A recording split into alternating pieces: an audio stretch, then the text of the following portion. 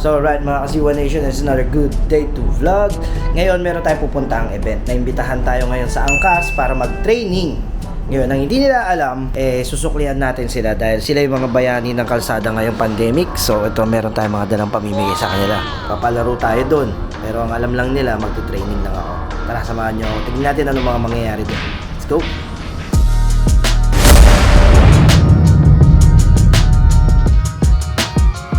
So alright mga Kasiwa Nation, dala natin yung NMAX natin at pupunta tayo ngayon sa opisina ng Angkas para magpa-register bilang Angkas rider.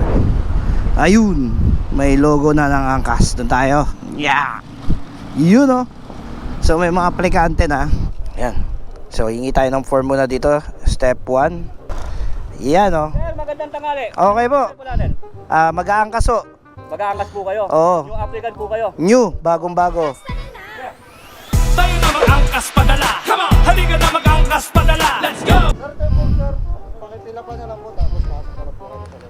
Okay. Sige kuya, salamat. Pasok po kayo sir, ingat po. Okay. Madali lang ba to kuya? Madali lang po yan, kaya-kaya kahit sino. Baka umiyak na ako paglabas ko ha.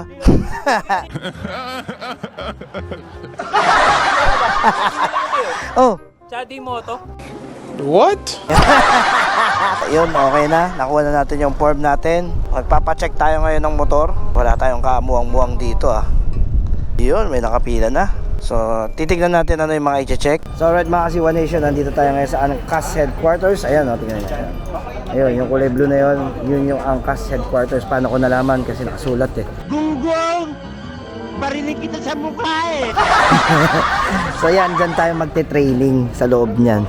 So, anong meron ngayon? Sumabay tayo ngayon. Kasi po, nung pandemic, marami yung nawalang rider. So, ngayon, may program mo sila, Angkas Homecoming. Sama tayo ngayon doon at magte-train tayo ngayon doon sa loob. Medyo marami pang tao. So, dito muna tayo dahil lunch break. Pero, tignan nyo na meron dito.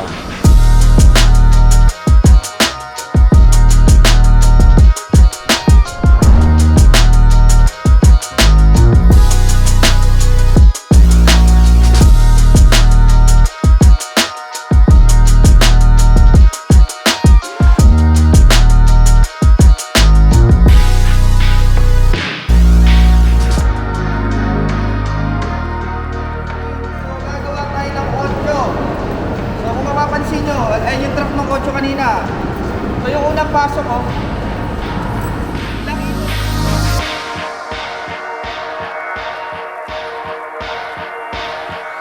Kailangan nyo ng clearance para hindi kayo mahirapan dito, diba? Isa lang yung truck kanina. Dalawa. Nakakabahan ako, parang checkpoint.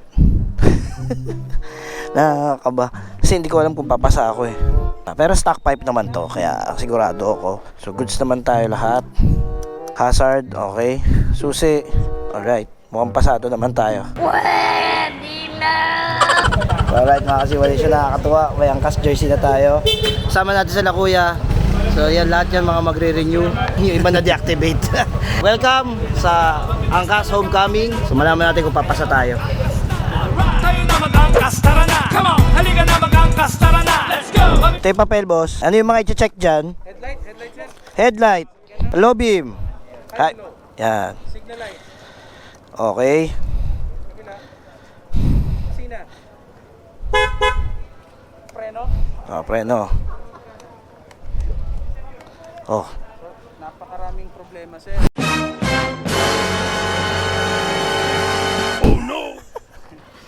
Mirror natin. Okay. Stem. Pangalawa, kulang ilaw sa harapan. Guys, sa signal light natin. So, bawal ang kulang ilaw sa harapan. Okay. Okay? Then pangatlo, Mm. yung auxiliary light natin hindi dapat nakasabay sa busina. Kasi ito nga. Po. Okay. Last, speaker yung likurang taillight natin. Okay, sir. Bawal po ang blinking. So, lahat yan papalitan. Lahat po, palit na po kayo ng motor. Palit na po kayo ng motor.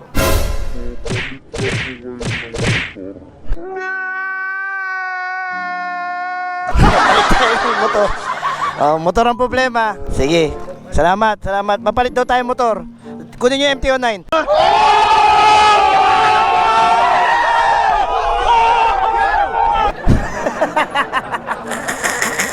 Boss, bagsak ka.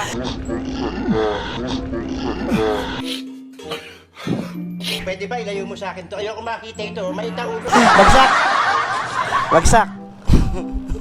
So, eto, pag bumagsak ka, eto mga ex na yan, dito sila gagawa ng lahat. Tayo na mag-angkas padala. Come on, halika na mag-angkas padala. Let's go! Ang problema, sir, ang feedback sa akin, motor daw ang palitan.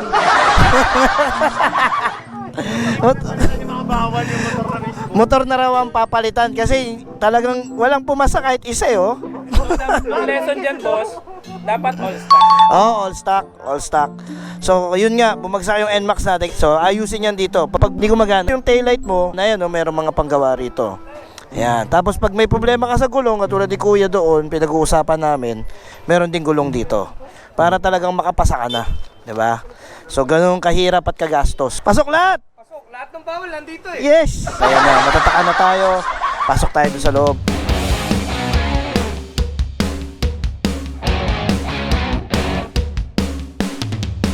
Okay. Pasok-pasok. Okay na. Okay, salamat. Mahaba-habang proseso to. Dito muna tayo. A few moments later. Ito yung gagawin natin training, guys. Dadaanan ko yung obstacle course with dapat may angkas. Kasi nga, papasada tayo. Titignan nila kung kaya natin. With barrier. Diba? Kompleto tayo with uniform. Doon yung motor natin. Kaya pila tayo. Nakabahan ako, baka sumemplang ako. Masikip din kasi, oh. Tsaka, hindi ako sanay ng may angkas. Pero yun nga sinasabi nila, mas masaya pag laging bago. Susubukan natin ngayon to. Tayo na mag-angkas padala. Come on, halika na mag-angkas padala. Let's go! Mga kasiwa nation, may problema tayo. Nung nalaman ako yung magte-training, hinirapan. Ilak yun, landayo. Galit yata sila sa akin. Ba't umirap nung nalaman ako na? Yun, ang sikat na barrier. Sikat na barrier. Yan. A few moments later. Kung paano yung daan.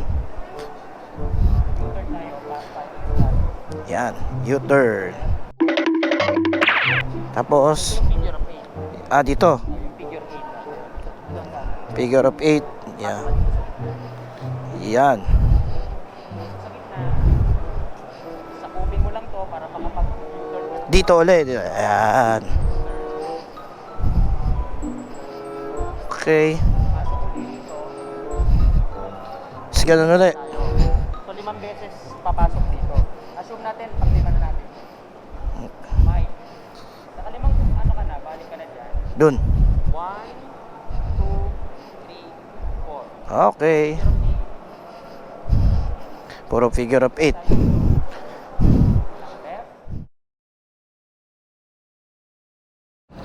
So yun tour guide na tayo. Saan ang gagawin natin? Bakit nga ba pinapagawa yun? Yun kasi yung mga daily na pwedeng mangyari sa loob ng kalsada. So kailangan nila malaman if confident ka nga ba magdala ng pasahero. Kasi nga naman, yung pasahero, buhay ang dala mo. Pwedeng may mangyari. Kaya sisigurado nilang yung rider is skillful enough to carry a person. Let's go! Kaya lang, kinakabahan ako Paano kung totoong tao na talaga yung dala ko? Oop, lakas. Ayan. So dito tayo papasok.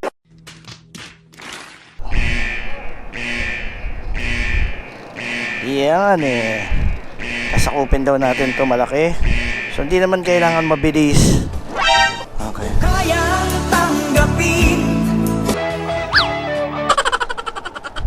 Na-skip mo yung isang exercises natin, boss.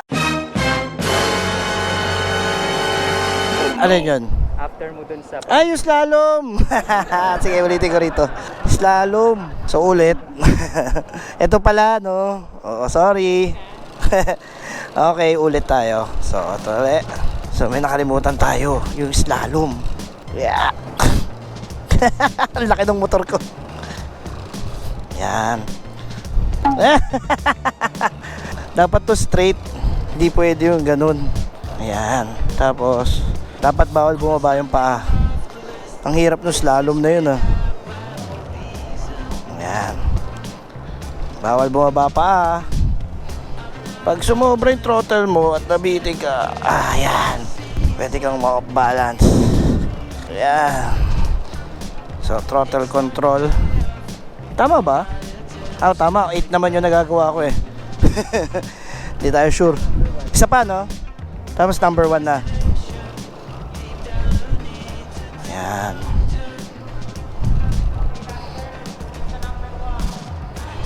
Ah! Nakakainis. Okay, number 1. Ang tight. Number 2. Ah!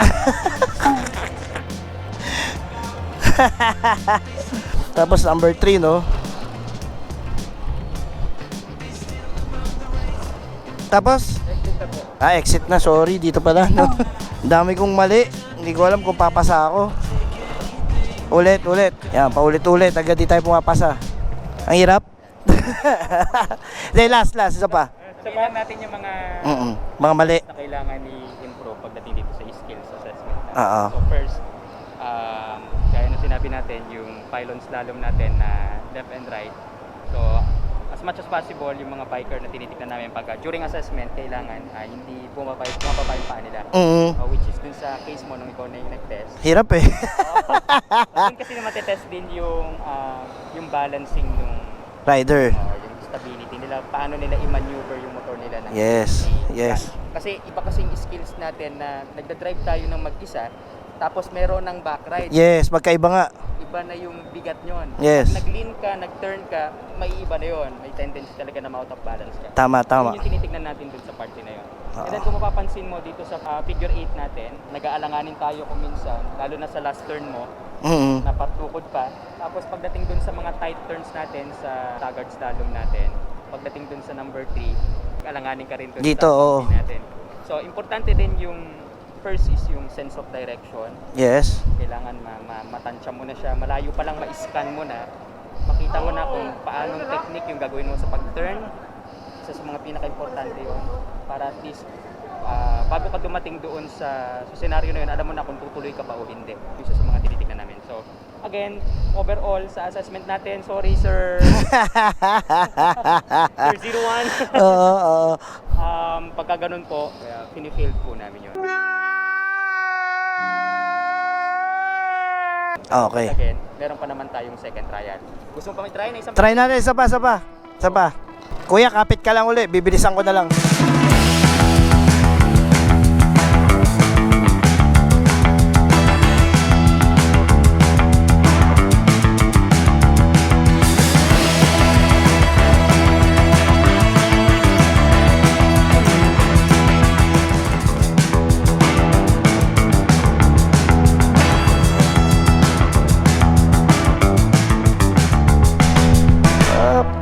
Yay!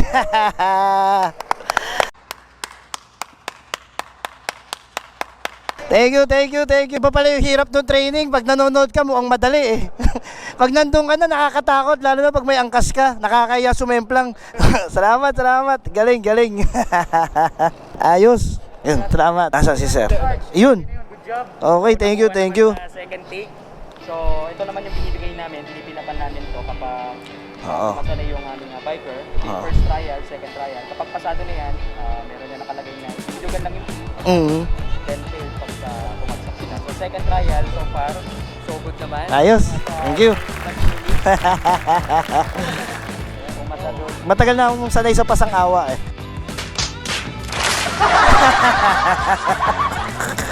So yun, pinasa ako ni boss. Ako naman ang magpapasa sa kanya. So ito muna para di nyo ako makalimutan na ako yung pinakamabagal na nag-training. So yan, token ng appreciation po from 01 Moto Sir. Ayan, salamat. Para ayan, salamat. Ito pa, para talagang di nyo ako makalimutan. Ayan. Ayan, salamat. Pasado na tayo rito. So right mga Kasiwa Nation, tapos na yung training natin, nakumpleto na natin yung papeles natin. Hindi na tayo pumila ron, Hindi na tayo pumila doon. Kasi nakumpleto na namin agad yung requirements dahil pinagandaan nga namin to. Ngayon, maghihintay na lang ako ng 24 hours para sa activation ng aking app na Angkas. Pag pwede nang ma-activate yun, sasama ko agad kayo sa una kong biyahe. Subukan natin magpasada. Saya pala nito, Ito yung mga bagay na dapat sinusubukan sa buhay. So, lagi niyang tatandaan mga Kasiwa Nation, kayo talaga ang number 1.